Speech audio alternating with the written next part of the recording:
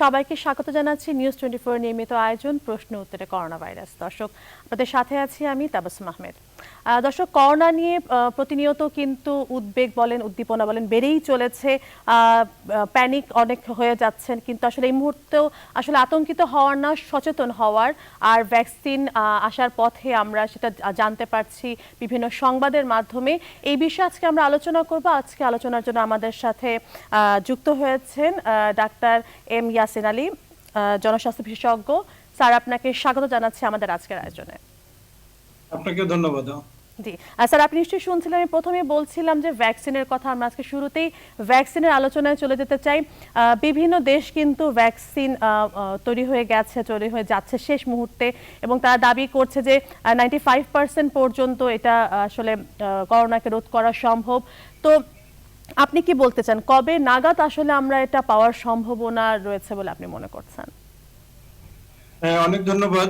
এই বর্তমান সময়ের সবচেয়ে আলোচিত বিষয় হচ্ছে ভ্যাকসিন। যে ভ্যাকসিনটা নিয়ে সারা বিশ্বের মানুষই খুব আগ্রহী যে যত দ্রুত আসবে আমরা হয়তো এই জিনিসটা থেকে করোনার প্রকোপ থেকে আমরা মুক্তি পাবো। এই ধরনের মানুষের মধ্যে একটা উৎকণ্ঠা কাজ করছে। আসলে আপনি সহ আমরা সবাই জানি যে আমাদের এই করোনা ভাইরাসের টিকাটা এটা কিন্তু ট্রায়াল শেষ পর্যায়ে। অনেকগুলা ভ্যাকসিন ইতিমধ্যে 5 থেকে 6টা কোম্পানি তারা ট্রায়ালের শেষ পর্যায়ে এসছে বলে তারা নিজেরা দাবি করছে। তার মধ্যে অ্যাস্ট্রাজেনিকা, তারাও বলছে যে সারা ওয়ার্ল্ডের প্রত্যেকটা দেশেই না হলেও তারা বেশিরভাগ দেশে, প্রত্যেকটা মহাদেশে তারা তাদের লাস্ট ট্রায়াল। দর্শক, গণভবন থেকে ভিডিও কনফারেন্সের মাধ্যমে বঙ্গবন্ধু রেল সেতুর ভিত্তিপ্রস্তর স্থাপন করছেন প্রধানমন্ত্রী শেখ হাসিনা। আমরা সরাসরি চলে যাচ্ছি সেখানে।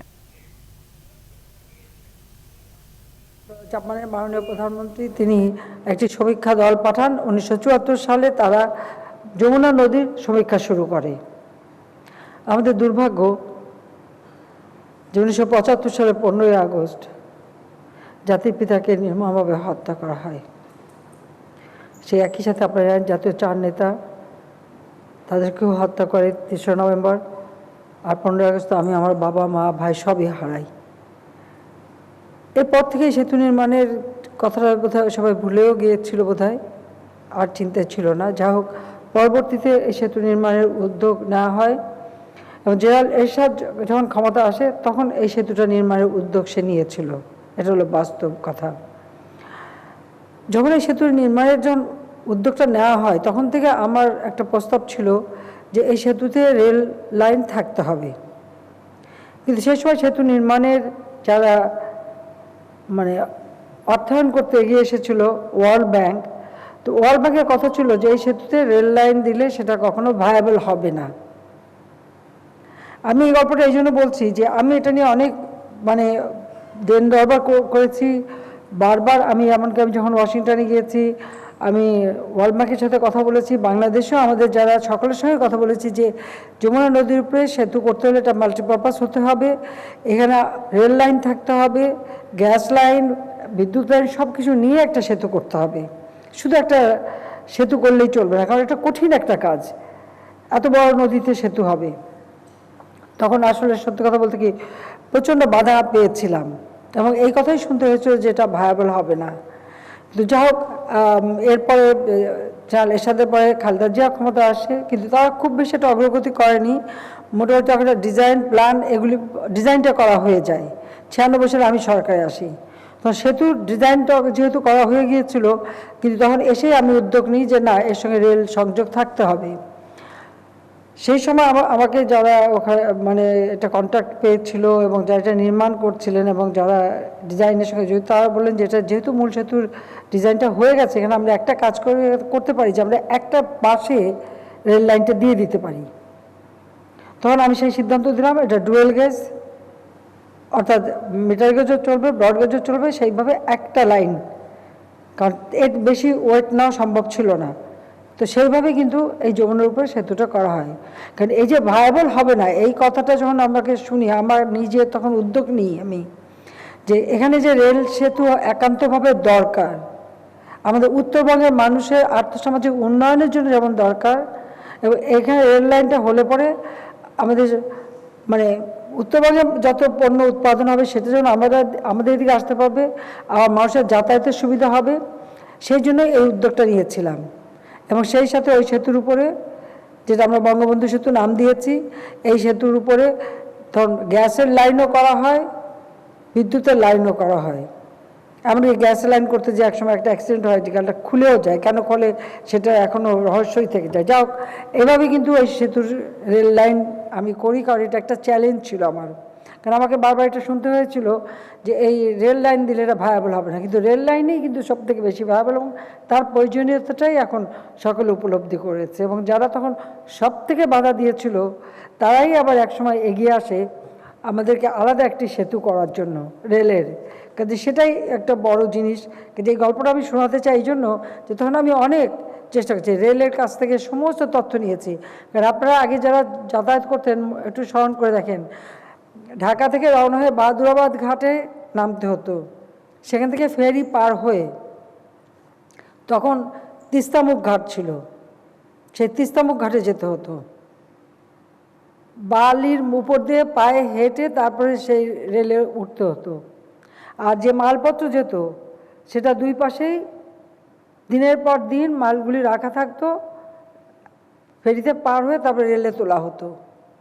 অর্থাৎ এদিকে জামালপুর আর ওদিকে হলো গাইবান্ধা। তিস্তামুখ ঘাট এখন সরে এসে এখন বালাসী ঘাটে, পরবর্তী বালাসী ঘাট আসে। আমার নিজেরও অভিজ্ঞতা আছে, কারণ আমি যখন বদরুন্নেসা কলেজ একসময়, যেটা ইডেন ইন্টারমিডিয়েট গার্লস কলেজ, আমি যখন ভিপি ছিলাম, আমরা তখন ছাত্রীদেরকে আমাদের এক্সকারশনে নিয়ে যাওয়া হতো। তো উত্তরবঙ্গে আমি তখন দেখিনি, আমি ওই টিমেই গিয়েছিলাম ভিপি হিসেবে। তখন এইভাবে চলাচলের একটা অভিজ্ঞতা আমার হয়েছিল, কারণ আমরা তো দক্ষিণ অঞ্চলের লোক, স্টিমারে চড়ে বাড়ি যেতাম, কাজে রেলে চড়ার খুব একটা সৌভাগ্য আমাদের হতো না। তো সেজন্য আমি আবার ছিল আমার উত্তরবঙ্গটা দেখব। তো তখন এইভাবে কিন্তু আমরা যাতায়াত করি, কাজে সেই স্মৃতিটা আমার ছিল, সেই জন্যই আমি এখানে রেল সেতুটা দিতে চাইলাম। তো যারা প্রচণ্ড বাধা ওয়ার্ল্ড ব্যাংক তখন দিয়েছিল, যা হোক আমি যেহেতু সরকার আসার পর আমাদের আনোয়ার হোসেন মঞ্জু ছিল মন্ত্রী, তাকে বলছিলাম আমি এই রেল সেতু চাই, এটা করতেই হবে। এবং তারপর আলাদা বাজেটে আরও টাকা দিয়ে আমরা সেই সেতুটা কোনো মতো করলাম, এবং তারপর প্রমাণ হলো যে এটা সত্যি ভায়াবল। আজকে যে আলাদাভাবে আরেকটি সেতু নির্মাণ, এটা আমাদের এখনকার জন্য একান্তভাবে প্রয়োজন, এই কারণেই যে বাংলাদেশ, আপনারা জানেন যে জাতির পিতা বলেছিলেন বাংলাদেশ হবে প্রাচ্যের সুইজারল্যান্ড, অর্থাৎ বাংলাদেশ হবে প্রাচ্য ও পাশ্চাত্যের মধ্যে একটা সেতু বন্ধ।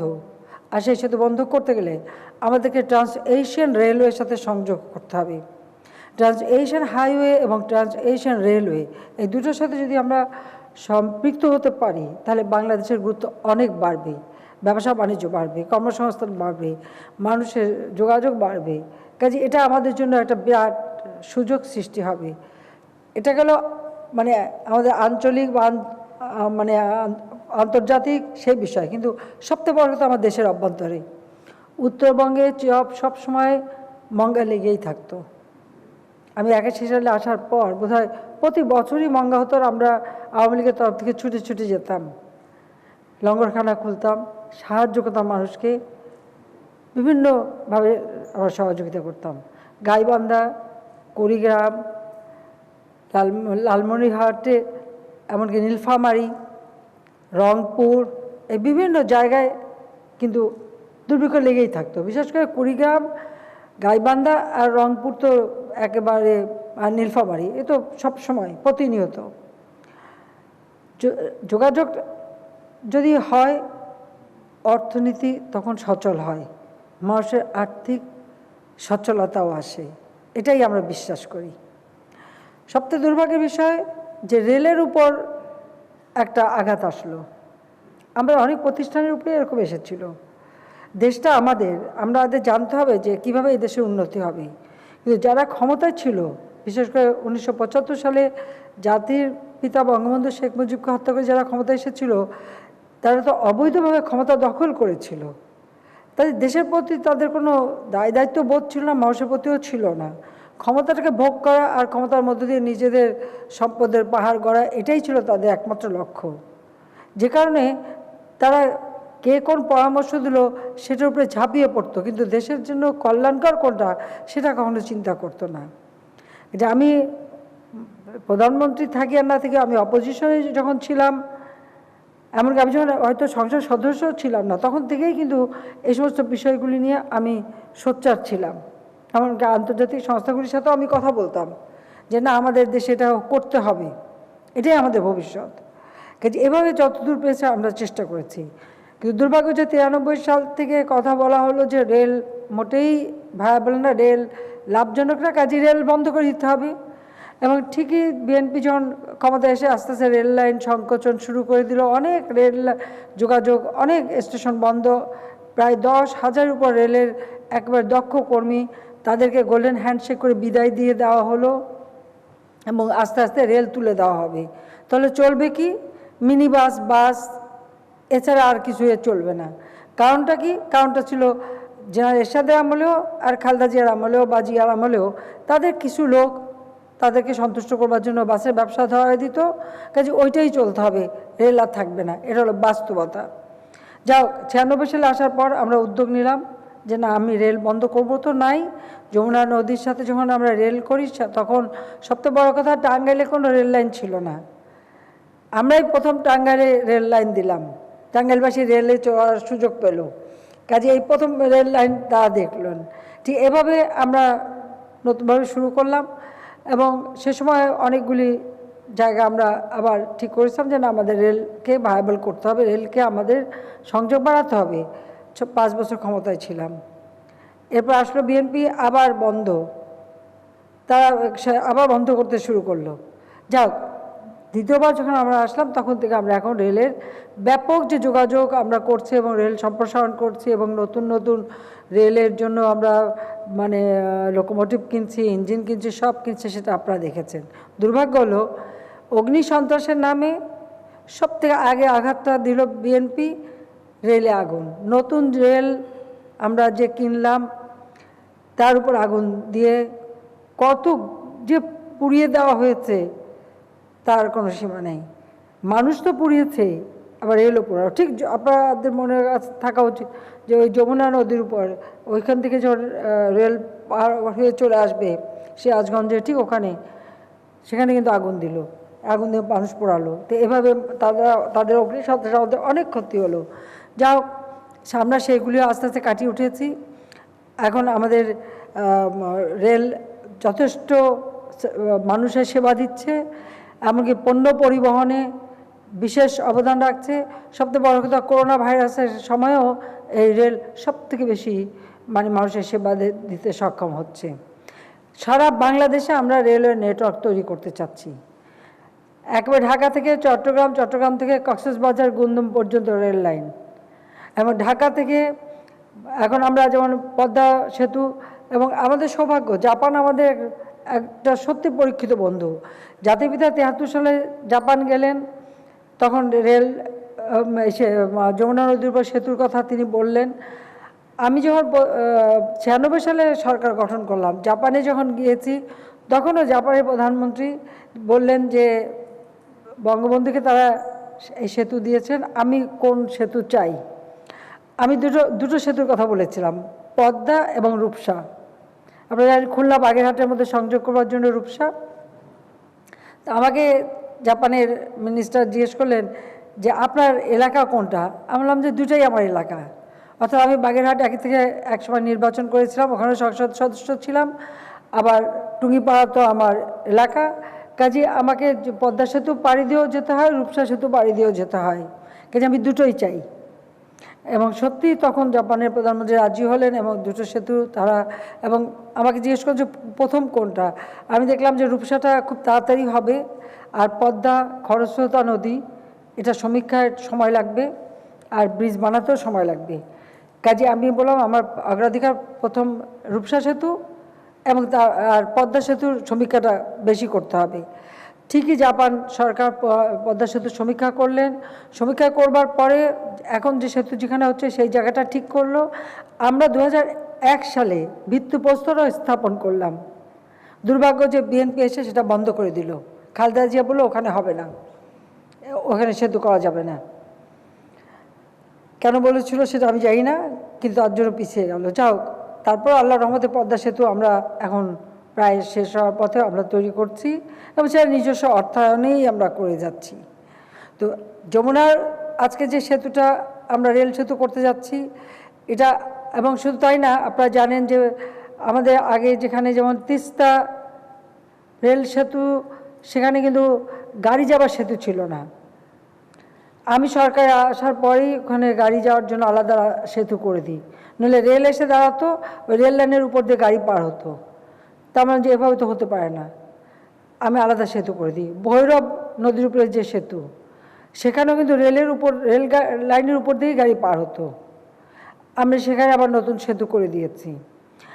কালুরঘাটের যে সেতু, সেটাও আমরা নতুন রেল সেতু আলাদা, এবং সড়ক সেতু সেটাও করা হচ্ছে। এভাবে সারা বাংলাদেশে যোগাযোগ নেটওয়ার্ককে আধুনিক করা, উন্নত করা এবং বহুমুখী করা, যাতে মানুষের আর্থসামাজিক উন্নয়নে ব্যাপক অবদান রাখতে হবে, সেদিকে নজর রেখেই আমরা করে যাচ্ছি। যাক, রেলকে প্রায় গলা টিপে হত্যা করতে গিয়েছিল বিএনপি সরকার, আমরা এসে এখন আবার তাকে জীবিত করেছি, এবং রেলই এখন মানুষের সবথেকে ভরসা। এখন সব কিছুই আমরা দেখতে পাচ্ছি, রেল সেই সুযোগটা মানুষকে করে দিচ্ছে, যা আমাদের অর্থনীতিতে বিরাট অবদান রাখবে বলে আমি মনে করি। আর তাছাড়া ট্রান্স এশিয়ান রেলওয়ের সাথে যখন আমরা সংযুক্ত হয়ে যাব, এটাও আমাদের জন্য বিরাট। আমি যখন জাপানে গিয়েছি, তখন জাপান সরকার কিন্তু আমাদের সবসময় পাশে দাঁড়িয়েছে, সেই জন্য আমি বিশেষভাবে আন্তরিক ধন্যবাদ জানাই জাপান সরকারকে। এবং সর্বশেষ আমি জাপান যখন সফর করি, প্রাইম মিনিস্টার আবে ছিলেন, তিনি তো আমাদের সার্বিক উন্নয়নে একেবারে আমি বলবো দুহাত খুলেই তিনি সহযোগিতার হাত বাড়িয়েছেন। কাজে সেই জন্য তাকে আমার ধন্যবাদ, এবং বর্তমানে যিনি প্রধানমন্ত্রী হয়েছেন তাকেও আন্তরিক ধন্যবাদ জানাই, যে তার সঙ্গে আমার দেখা হয়েছে। কাজে তারা সবাই বাংলাদেশের প্রতি একজন অকৃত্রিম বন্ধু, তো তাদেরকে আমি আন্তরিক ধন্যবাদ জানিয়ে, এবং এই রেলকে আরও শক্তিশালী করে রেলের যোগাযোগ করব। আমাদের আরও প্ল্যান আছে যে একেবারে ঢাকা থেকে আমরা বরিশাল, পটুয়াখালী হয়ে পায়রা বন্দর পর্যন্ত আমরা রেল লাইন নিয়ে যাব, তারও সমীক্ষা আমরা শুরু করব, এবং সেই কাজও আমরা করব, সে ব্যাপারেও আমরা উদ্যোগ নিয়েছি। অর্থাৎ সমগ্র বাংলাদেশে একটা রেল যোগাযোগের ব্যবস্থা আমরা আমাদের আভ্যন্তরীণ যোগাযোগের জন্য অল্প খরচে পণ্য পরিবহন এবং মানুষের যোগাযোগ বা যাতায়াত করা অনেক সুবিধা হয়। কাজে আমরা নৌপথ, রেলপথ, আকাশপথ, অর্থাৎ বিমান, রেল এবং সড়ক সবগুলিরই সার্বিক উন্নয়নে ব্যাপক কর্মসূচি আমরা বাস্তবায়ন করে যাচ্ছি। তাতে আমাদের দেশের অর্থনীতি আরও শক্তিশালী হবে, মজবুত হবে। আমি ধন্যবাদ জানাই যে এই করোনা ভাইরাস, সেটার মাঝেও রেলের সকলে যে কষ্ট করে কাজ করেছেন এবং এই সেতু নির্মাণের জন্য ভিত্তিপ্রস্তরটা স্থাপন করতে পারছি, সেই জন্য আপনাদের সবাইকে আমি আন্তরিক ধন্যবাদ জানাই। আন্তরিকতার সাথে কাজ করতে হবে, দেশের মানুষের ভাগ্য উন্নত করতে হবে। করোনা ভাইরাস যেন আমাদের দেশের মানুষের ক্ষতি করতে না পারে, তার জন্য আমাদের যা যা করে আমরা প্রচেষ্টা চালিয়ে যাচ্ছি। তো আমি দেশবাসীকে আহ্বান জানাবো, সকলে আমাদের স্বাস্থ্য সুরক্ষার নিয়মগুলি মেনে চলবেন, নিজেদেরকে সুরক্ষিত করেন, অপরকেও সুরক্ষিত করেন, যাতে করে এই করোনা ভাইরাসের প্রাদুর্ভাব যেন আমাদের ক্ষতিগ্রস্ত করতে না পারে। আমি এইসব বলে আবারও ধন্যবাদ জানিয়ে, এবং আজকে আমি সত্যি খুব আনন্দিত, কারণ এক সময় এখানে সেতু করার ব্যাপার নিয়ে, রেল বিশেষ করে করার ব্যাপার নিয়ে আমাকে অনেক অনেক অনেক তর্ক করতে হয়েছে, অনেক দেন দরবার করতে হয়েছে। যাই হোক, আজকে একটা আলাদা সেতু হয়ে যাচ্ছে, যেটা আমি মনে করি আমাদের দেশের আভ্যন্তরীণ আর্থসামাজিক উন্নতি তো হবেই, এবং আঞ্চলিক ও আন্তর্জাতিকভাবেও আমরা আরও সংযুক্ত হতে পারবো, যা আমাদের দেশকে ভবিষ্যতে আরও উন্নত করবে। জাতির পিতা স্বাধীনতা দিয়ে গেছেন, জাতির পিতার স্বপ্নের ক্ষুধামুক্ত, দারিদ্র্যমুক্ত সোনার বাংলাদেশ ইনশাল্লাহ আমরা গড়ে তুলব, এবং আমি বিশ্বাস করি সেটা করব। কারণ জাপানের মতো বন্ধু যাদের সাথে আছে, তাদের আর চিন্তার কিছু নাই, সেটা আমি বলতে পারি। সবাইকে আমি ধন্যবাদ জানিয়ে আমি বঙ্গবন্ধু শেখ মুজিব রেলওয়ে সেতু নির্মাণের ভিত্তিপ্রস্তর স্থাপন ঘোষণা করছি। সকলকে ধন্যবাদ। খোদা হাফেজ। জয় বাংলা, জয় বঙ্গবন্ধু, বাংলাদেশ চিরজীবী হোক।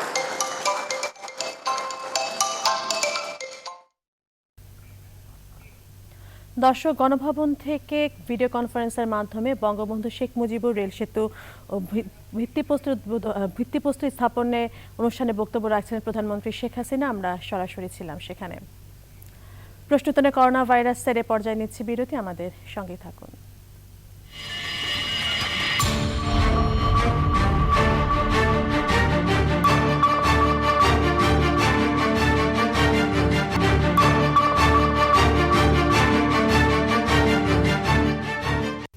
দর্শক, আবারও স্বাগত জানাচ্ছি নিউজ 24 নিয়মিত আয়োজন প্রশ্ন উত্তরে করোনা ভাইরাস প্রোগ্রামে। আমাদের সাথে আজকে অতিথি হিসেবে আছেন জনস্বাস্থ্য বিশেষজ্ঞ doctor M Yasin Ali. Sir, আপনাকে আরেকবার স্বাগত জানাচ্ছি। আমরা বিরতির আগে যে উত্তরে ছিলাম, আপনার কাছে জানতে চাচ্ছিলাম যে এই যে ভ্যাকসিন আসার যে কথাটা হচ্ছে, ভ্যাকসিন আসলে কবে নাগাদ আমরা আসলেও পাচ্ছি, এবং যে তালিকাটা করা হয়েছে যে কাদেরকে প্রথমে দেওয়া হবে, সেই ক্ষেত্রে আমরা কোথায় আছি, কবে নাগাদ পেতে যাচ্ছি, এবং কি মানে এটার খরচটা কিরকম হতে পারে, আমাদের জন্য সেটা ব্যয়বহুল হবে কিনা একটু যদি বলতেন। অনেক ধন্যবাদ আপনাকে। এই গুরুত্বপূর্ণ বিষয়টি, যা ভ্যাকসিন নিয়ে আসলে আমরা সবাই খুব উৎকণ্ঠার মধ্যে আছি, যেটা আমি বিরতির আগেও বলেছিলাম যে অ্যাস্ট্রাজেনিকা যে কোম্পানি, যারা বলছে যে তাদের যে ভ্যাকসিনটা তারা ওয়ার্ল্ডের বিভিন্ন দেশে তারা ট্রায়ালটা করবে, এবং লাস্ট ট্রায়ালের উপর ভিত্তি করে এই ট্রায়ালটা হলে তারা বাজারে নিয়ে আসবে। এছাড়া আপনি জানেন যে অক্সফোর্ডের মডার্না কিংবা চীনের যেটা সিনোভ্যাক, সবাই কিন্তু প্রস্তুতির একেবারে শেষ পর্যায়ে এসেছে, এবং আমাদের বাংলাদেশে যেটা ভারতে তৈরি হচ্ছে, এই ভ্যাকসিনটা বাংলাদেশে খুব দ্রুতই আসবে, এই ধরনের কথা আমরা শুনছি, কিন্তু আসলে এখনো ফিক্স করে ডেট আমরা শুনতে পাইনি। আর আপনি যেটা আরেকটা প্রশ্ন জিজ্ঞেস করলেন যে প্রায়োরিটির ভিত্তি করে কারা এই ভ্যাকসিনটা পাবে, সেক্ষেত্রে দেখা যায় যে যে দেশগুলো এই ভ্যাকসিন তৈরি করছে তারা নিশ্চয়ই নিজেদের জন্য আগে পর্যাপ্ত পরিমাণ রেখে তারপরে হয়তো বাইরে এক্সপোর্ট করবে। এটা খুব স্বাভাবিক, কারণ এটা সারা ওয়ার্ল্ড ব্যাপী এই প্যান্ডেমিক তো সবাইকেই ক্ষতিগ্রস্ত করছে, শুধু আমাদের না। আপনি জানেন বিশ্বের প্রত্যেকটা দেশই এফেক্টেড। আর প্রায়োরিটির উপর ভিত্তি করে যদি আমরা বলি, আমাদের দেশে যখন আসবে তারপরেও কয়েকটা শ্রেণী পেশার মানুষ হয়তো প্রথমে পাবে, যেটা আমরা বলি যে ফ্রন্ট লাইনে যারা কাজ করছে, যেমন health worker, physician, nurse, ward boy, এই রিলেটেড কাজের সাথে যারা আবার বাইরে কাজ করছে, যেমন আমাদের প্রশাসনে যারা কাজ করছে, বিশেষ করে পুলিশ, যারা সরাসরি আমাদের ফিল্ডে কাজ করছে, কিংবা সংবাদকর্মী। এর পাশাপাশি যারা বয়স্ক মানুষ, যেমন মনে করেন আমরা যাদেরকে সিনিয়র সিটিজেন বলি, বিভিন্ন রকম কোমরবিডিটিতে তারা ভুগছে, যেমন ডায়াবেটিস আছে, হাইপারটেনশন আছে, কিডনি ডিজিজ আছে, এই ধরনের রোগী যারা আক্রান্ত, আমার মনে হয় তারা এর পরবর্তী ধাপে পাওয়া উচিত। এবং এটা নিয়ে আমাদের ওয়ার্ল্ড হেলথ অর্গানাইজেশনের একটা গাইডলাইনও ইতিমধ্যে দিয়েছে। আর যেটা বললেন যে ভ্যাকসিন পাওয়ার পরে সুফলটা আমরা কিভাবে পাবো বা পাবো কিনা, সেটা হলো যেমন আসলে প্রত্যেকটা জিনিসেরই কিছু সাইড ইফেক্ট থাকতে পারে, কিংবা নতুন একটা জিনিস যেটা বাংলাদেশে সহ সারা বাংলাদেশে একসাথে অ্যাটাক করার পরে এই ভ্যাকসিনেশনটা একটু তড়িঘড়ি করেই বলতে হবে যে এটা নেওয়া হচ্ছে, ইনিশিয়েটিভ নেওয়া হচ্ছে, তো সেখানে কিছু ভুল ত্রুটিও থাকতে পারে। এবং ভ্যাকসিনটা আসার পরে আরেকটা গুরুত্বপূর্ণ বিষয় হলো সেটা সংরক্ষণ, সঠিকভাবে আমরা সংরক্ষণ করতে পারবো কিনা, টেম্পারেচার মেইনটেনেন্স, প্লাস এটা সব জায়গায় যে আমাদের সারা দেশে যখন পৌঁছানো হবে ঢাকা থেকে পেরিফেরিতে, সেই জায়গাগুলোতে যাওয়ার সময় তার মানটা যেন মেইনটেইন হয়, সেই বিষয়গুলো আমাদেরকে খেয়াল রাখতে হবে।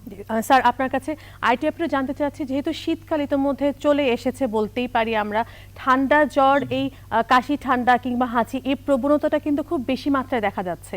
তো সেই ক্ষেত্রে সাধারণ যারা মানুষ, তারা কি করে বুঝবেন যে না আসলে আমার এই ঠান্ডার পরিমাণ মানে বিভিন্ন মানে ডিফারেন্ট কোনো আর কি সিমটমস আছে কি না, বোঝার যে না আসলে আমার এখন হয়তো করোনার ক্ষেত্রে একটু সচেতন হওয়া উচিত, ছোট করে যদি একটু বলতেন আমাদেরকে।